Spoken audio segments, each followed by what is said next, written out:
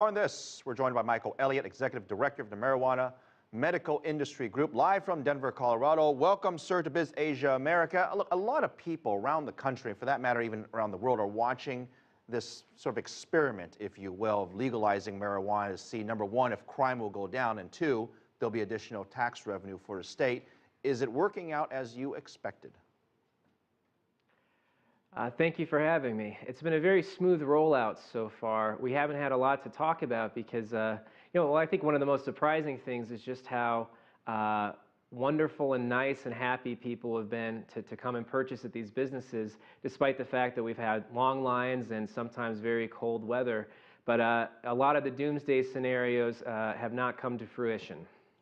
This shortage that we've been talking about earlier, about the long lines and people lining out the door because the demand is so strong, ultimately, I assume economics will take care of this, right? Yeah, we think so. This is an issue. There is a supply issue right now, and it's actually part of what makes this program so good, even though this is a short-term problem. But people should know that there's a shortage right now because the businesses actually have to grow most of what they're selling. And it's our way of really locking out the black market so that people know that what they're getting here is marijuana that's been grown in licensed businesses with owners that have had background checks, that have been funded with money that is clean, that is also passed through background investigations. And we've had public hearings along with inspections from the fire departments and all these new regulations on packaging, labeling, testing. We have a new seed-to-sale tracking program. So it's a very cumbersome process, which is why it's not happening as fast as a lot of people would like. But people should know that this is a very strong program. We think we've built a program that has strong roots. And in fairness, these are the early days. But in my notes that I've got here, a lot of this business is all cash. Explain to our viewers, first of all, why it's only cash and what implications does that have to the industry overall?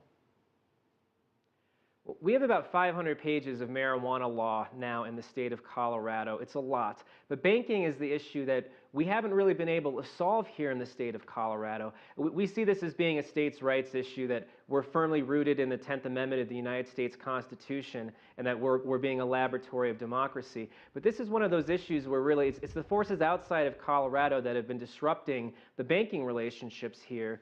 And it's causing two major issues. One, it's a public safety issue because a lot of businesses are forced to deal with a lot of cash. And then second, it's an accountability issue because we have extremely high taxes to pay, that we've actually embraced the higher taxes. But cash-only businesses are not known for paying all of their taxes. So we'd like to see this issue addressed, and really the governor's on board with it, the Denver City Council is, many in the state legislature are, and it's really time to fix this before somebody gets killed. You look at the situation in Washington State, you look at the situation there in Colorado, 48 other states are watching this very closely.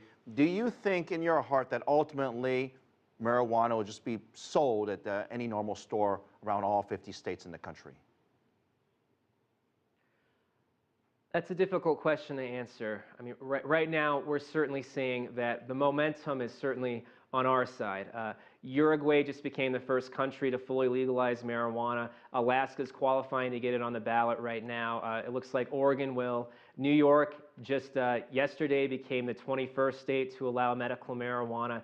And we have countries and states that this is now a topic of conversation, and marijuana reform looks like a reality where, even just, 9 days ago, it didn't look that way. So it's really tough to know, but I only have 30 seconds left. I want to ask you sort of a real-world question. A lot of people out there looking for jobs. If I put down on my job application, have you ever used drugs, and I put down, yes, I have used marijuana, is that going to affect me in the state of Colorado?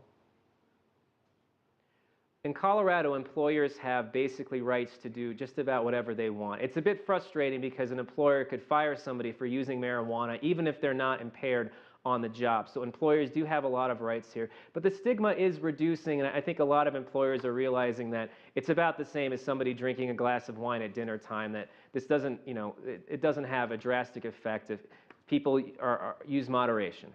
All right. There's going to be a lot of people looking for jobs and probably emailing you.